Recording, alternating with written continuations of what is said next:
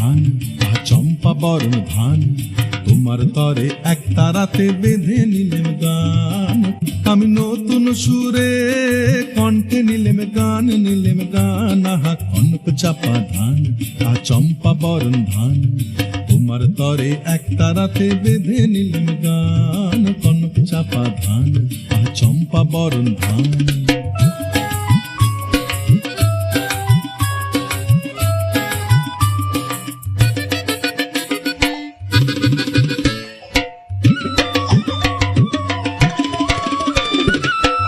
মাঠে হিরের রোদ ঝিকিমিকি করে। হাই বন্ধুরা, আমি আরাধিতা, রান্নাবাটির ব্লগে তোমাদের সবাইকে স্বাগত।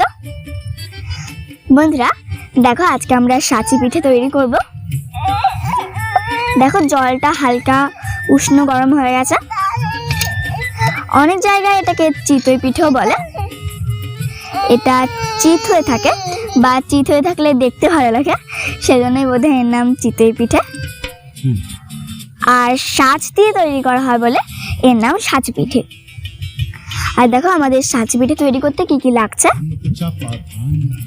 গুড়, খেজুরের গুড়, লবণ, নারকেল, মানে নারকেলটাকে কুড়িয়ে নেবে। আর লাগছে আমাদের দেখো আতপ চালের গুঁড়ো। আতপ চালের গুঁড়ো রয়েছে প্রায় 1 কিলো মতন। আর এই গুড়টাকে খেজুরের পাটালি গুড় বলা হয়। আর লাগছে আমাদের দুধ। তোমরা দেখতে থাকো আমরা কি করে বানাই। দেখো বন্ধুরা, মা পোড়ের মতো আতপ চালের গুঁড়ো নিয়ে নিচ্ছে।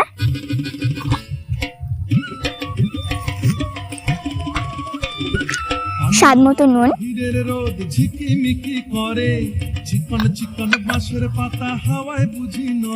আর মা দিয়ে দিচ্ছে পোড়ের মতো জল।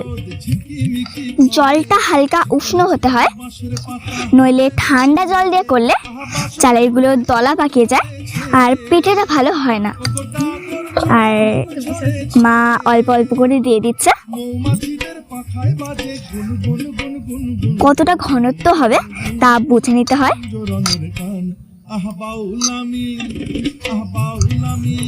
এই তো হয়ে গেছে, একদম ঠিকঠাক। মা এবার এগুলোকে গরম সরায় দেবে। দেখো এটার মধ্যে একটু সর্ষের তেল মা লাগিয়ে নিচ্ছে একটা ন্যাকড়ায় করে, তাহলে উঠবে ভালো।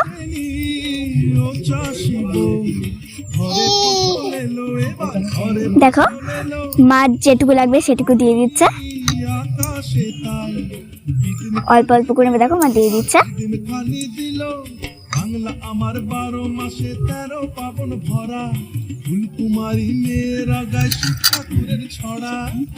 দেখো বন্ধুরা, মা এবার ঢাকাটা দিয়ে দিচ্ছে। এভাবে 2 মিনিট ঢাকাটা দেওয়া থাকবে। আর 2 মিনিট পর দারুণ হয়ে যাবে আমাদের সাঁচি পিঠে। দেখো বন্ধুরা, ফুটো ফুটো হয়ে গেছে। দেখো মা নারকেল কুড়িয়ে নিচ্ছে। মা আমাকে একটু দাও।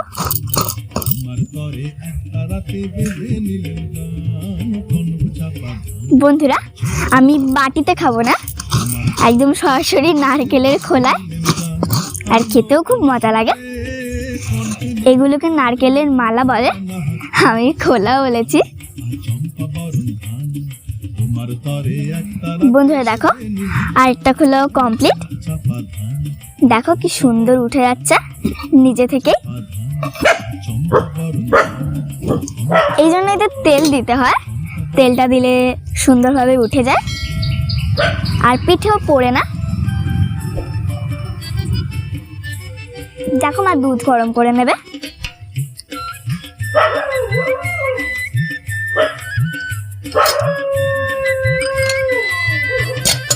বন্ধুরা স্যারও চলে এসেছে।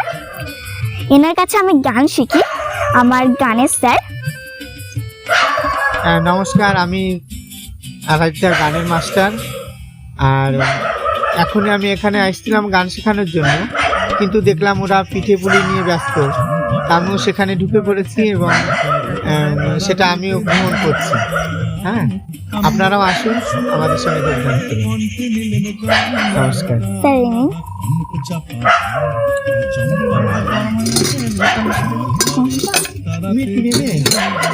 তাহলে আমরা পিঠে খাই, আপনারাও আসুন।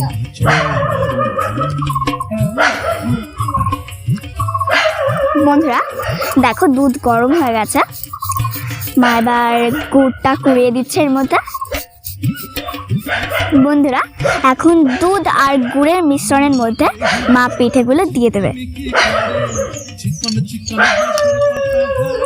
এভাবে মা একদিন ভিজিয়ে রাখবে, আর এক রাত, আর কালকে সকালে উঠে এই পিঠেগুলো খেতে হবে। আর এরকম দুধ আর গুড়ে ভেজানো পিঠে খেতে দারুণ লাগে বন্ধুরা।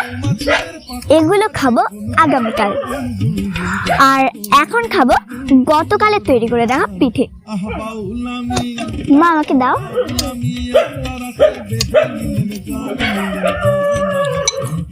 বন্ধুরা দেখো কি সুন্দর। চলো এবার খাই।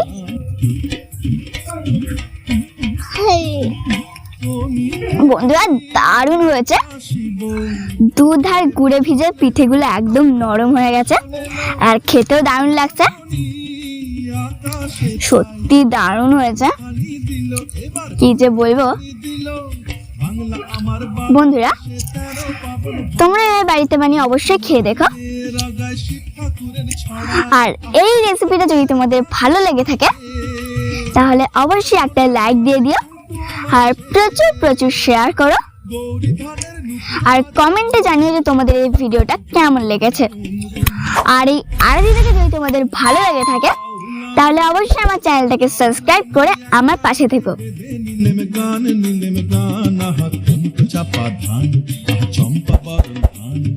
তোমার তরে একটা রাতে কনক চাপা ধান, চম্পা বরণ ধান। তোমার তরে একটা রাতে বেঁধে নিলেম গান, আমি নতুন সুরে কণ্ঠে নিলেম গান, কনক চাপা ধান, চম্পা বরণ ধান। তোমার তরে একটা রাতে বেঁধে নিলেম গান, কনক চাপা ধান, চম্পা বরণ ধান, কনক চাপা ধান, চম্পা বরণ ধান, কনক চাপা ধান, চম্পা বরণ ধান, কনক চাপা ধান, চম্পা বরণ ধান।